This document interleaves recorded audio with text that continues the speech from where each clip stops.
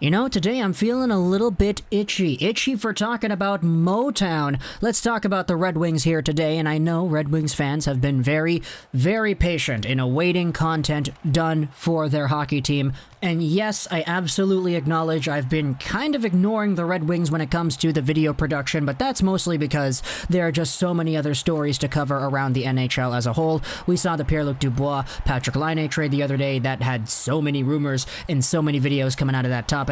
We also have some very big storylines with the Canucks, the Habs, etc., two other teams that I'm very much fond of. So, because those stories are more emotionally compelling, in my opinion, than the stories on the Red Wings side of things, we've been making a ton of videos about the Canadiens and the Canucks. Plus, I actually have access to watching the majority of those teams' broadcasts, which unfortunately is not the case for Detroit, and I know there are illegal streaming services out there that people love to recommend in the comments, which I definitely do acknowledge to exist, but the point is, in my opinion, there's a difference between pulling up a stream on my computer and just turning on the TV, having hockey on in the background while doing other things. It's a completely different ballgame psychologically in my own personal frame of mind.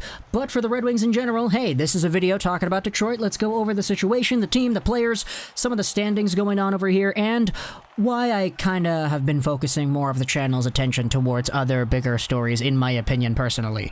So, because we don't want to waste any time here, let's just go over onto what the Red Wings have done so far in the 2021 season. Right now, at the time of recording this video, in the Central Division, and I'm only saying the Central Division because that's what it says here on Google, the Red Wings are currently in a 5-way tie for last place in the division, with the Dallas Stars, who just recently kicked off their schedule, with the Florida Panthers, who only have 2 games played as well, the Carolina Hurricanes, who are over here with 3 games played, and the Nashville Predators with 5. The Red Wings have 6 games played, they have 4 points, and as a result are the worst team statistically in terms of point percentage, and by default, under this format, they are last. They've got 12 goals for, which is pretty alright. It's above some of the other teams over here, but of course, they do have more games played. They have a few goals against, of course, they've got 20 over here, but they do have the worst goal differential. Now, the Red Wings are currently on a 2-game regulation losing streak, but honestly, if you ask any of the Red Wings fans out there, that's kinda okay. Now, this actually translates very nicely into talking about the emotionally compelling Montreal-Vancouver thing that I was talking about earlier in this video. Let's just go over that right away, nip that in the bud right here. I've been making more videos talking about Vancouver and Montreal, mostly because when people have expectations for a hockey team, and those expectations either go very, very right or very, very wrong. Right for the Montreal Canadiens because they're like one of the best teams in the league. Wrong for the Vancouver Canucks because they're one of the worst teams in the league. Fans get absolutely ballistic on both the positive and negative emotional spectrum. As a result, because the Canadiens are doing so well when they were supposed to do well, and as a result, because the Canucks are doing so poorly when they were supposed to do very well, it's been a lot more of a hotter topic to go over, to discuss, and to have other people interact with on this YouTube channel. For the Red Wings, they're last in their division at the time of this recording. They're actually tied for last, but that's not that big of a deal, right? Nobody really thought the Red Wings would be all too good anyway. Everybody just kind of looked at the Red Wings and said, okay, last place, Owen Power, first overall, Atu Ratu, who knows what's going to go on over there. It's fine no matter what happens. And this kind of brings up the same state of mind that I brought up in the previous Red Wings video, because we did make a video talking about Bobby Ryan and his overall return to greatness, I guess, with the supporting cast of guys like Philip Zadina, Dylan Larkin, etc.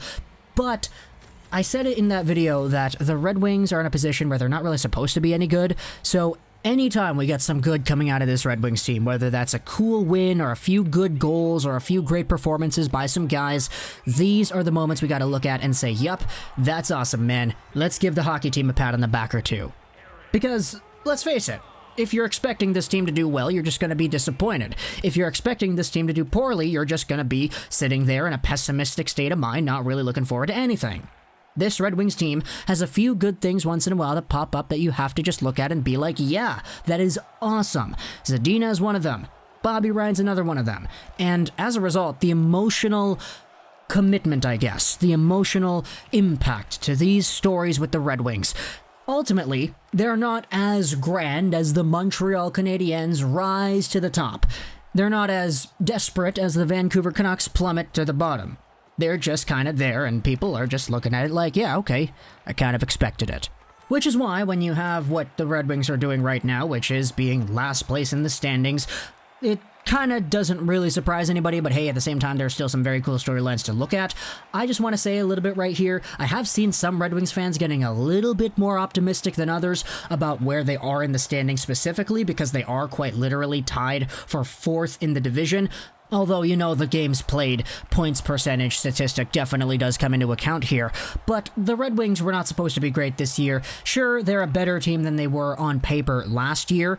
They've got some really good goaltending in Greiss and Bernier. They have some good lethal goal scorers, playmakers, etc. Dylan Larkin is a point per game. Bobby Ryan is a point per game also, with 4 goals in 5 games played. Bertuzzi's looking good. Hronik's looking good. You have Filip Zadina out there who doesn't have all the points, but he's looking very nice as well. Again, man, it's the little things to look at with this Detroit Red Wings team and to just be happy about. In fact, there's another guy over here that I wanted to talk about, Marc Staal. Now, Marc Staal right now has 6 games played, 1 assist, he's a -1, and I saw a Reddit post the other day that kind of asks the question how Red Wings fans are feeling about this guy, because I just kind of thought it was really funny to bring this up over here. Take a look at this. It's on the Red Wings subreddit. How are Wings fans enjoying Marc Staal? From someone who is a diehard Rangers fan, I'm curious for the Wings fans. What are your first thoughts of this guy? And I guess you can kind of go over the comments here and really just establish what it is the Red Wings fan base is feeling towards Marc Staal. Free 2nd round pick. He's better than Daly and Eriksson, so even though he's the worst player on our team, I'm not complaining. Plus, a free 2nd round pick. Free draft pick for the Wings, and it's better than having Jack Johnson in the lineup. Terrible player.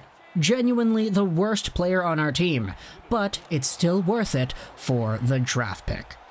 So, just from this, I guess we can all take a look at the Red Wings and be somewhat educated as to where the fan base stands on things, and as a result, because there's still this lackadaisical, oh, I don't really care what happens as long as they get some cool highlights kind of idea going on with the Red Wings, it's why I've been in a position where there are more impactful stories, emotionally compelling stories with other teams around the league, so I hope the Red Wings fan base out there that does indeed come to this YouTube channel for hockey content is somewhat understanding of me choosing other stories that have a lot more oomph to their emotional impact to other hockey fans around the league. But with that being said though, even though the Red Wings are in a position where they're mostly just looking towards the future, everybody's talking about how Marc Staal sucks, but he is a good player to have because you got a 2nd round pick. Let's talk about that future first now, shall we? Let's go over to Moritz Seider and see what he is doing over there in the SHL. Take a look at this. 21 points in 30 games played. 3 goals, 18 assists for the 6'4", 207-pound right-handed defenseman. Now, that's cool. That is amazing, you know? Taking a look at the numbers, he is quite literally the top U20 defenseman scorer of all time in terms of points per game, over 7 games played. It is absolutely awesome to have Moritz Seider as one of the top producing young guys ever in this league's history at the U20 level, but that's not all, man. This guy is going out there absolutely leveling guys out.